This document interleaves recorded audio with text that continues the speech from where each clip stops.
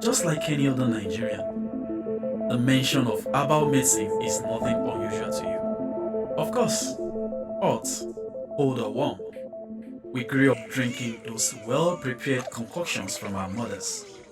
Hmm, God bless African moms. Amen. So when we come across herbal medicine sellers anywhere on the streets, we either buy to their adverts, or just move on. At least this is true for me and my friends. But I came across one a few years ago and I found it hard to move on. If you live in Abuja or any of the states nearby, you must have heard about Baba Aisha herbal medicine.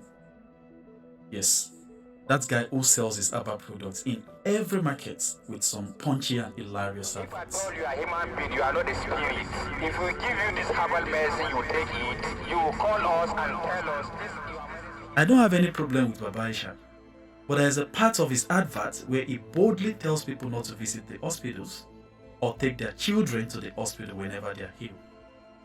Instead, he wants them to take his herbal medicine sold for just 100 naira for all common ailments.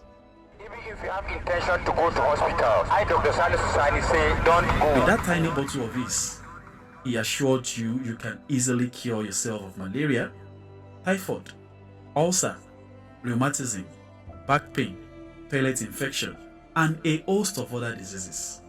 Wow. Herbal medicine is many types of root we mix together. We cook and filter it. Then we put it in a bottle and sell it for our lovely Nigerians.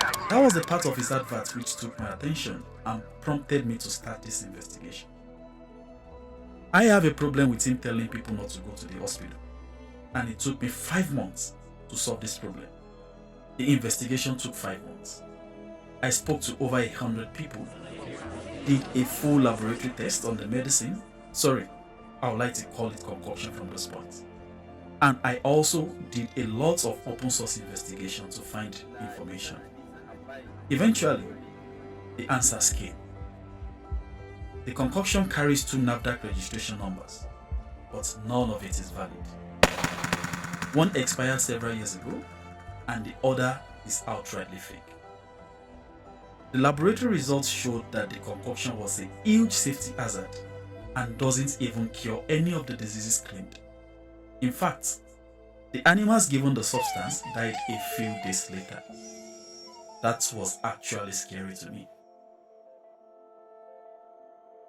Disturbing revelations from the laboratory, and this got me curious. If this truly is the status of the concoction, why have I not met someone with a negative review? Almost everyone I spoke to told me that the concoction works for them. So I went back to the streets and spoke to some other people. There was this guy who took the concoction, collapsed some few minutes after, and ended up in the hospital for this. There was another guy who took the concoction and couldn't sleep overnight. Unfortunately, he couldn't even afford to go to the hospital. Well, the investigation was very challenging, perhaps the most challenging in all my years of practice. I wanted to do something significant and daring, but that came with a lot of challenges. So let's start with the challenge of getting people to talk. It was quite hard for people to talk about their experiences taking the concoction, and I had to recruit people across Abuja to ensure that we were able to get some people to talk to. Then there was a challenge of getting information from the retailers. In one of our outings, the retailer in one part of Abuja actually attacked us. That was when we went to film on a Saturday. And there was another time we went somewhere and the retailer also attacked us, saying that we shouldn't speak to some respondents who came to buy his products. Also, getting information from principal respondents without going undercover was a big challenge. I already decided at the beginning of the investigation I wouldn't do any undercover reporting. But this decision made it a very Herculean task talking to people and filming them. As you know, many Nigerians don't want to see themselves before a camera. So there is another big challenge as well. Breaking down the scientific jargons into layman's language. I had to sit down with the scientists for several days, and I read hundreds of pages to make me understand some things before I could report it. Well, you can't blame me. I am not a scientist.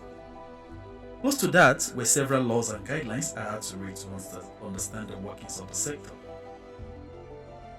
Finally, it was really a big task producing such big investigation in both video and text formats. Yeah, we did it. Trust me, the whole effort paid off.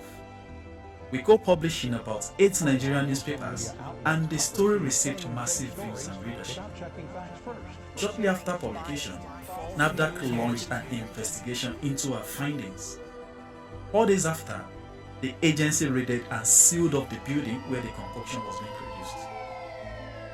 The following day, they arrested the producer, and a few days later, they launched a nationwide mop-up of the concoction in circulation.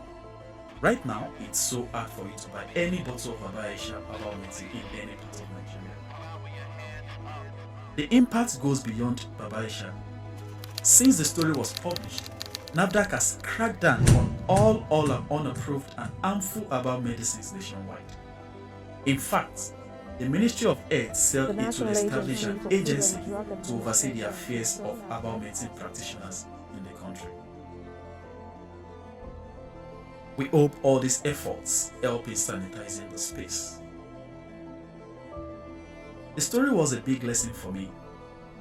It was a testament to the fact that we can still use the instrumentality of investigative journalism to hold agencies accountable.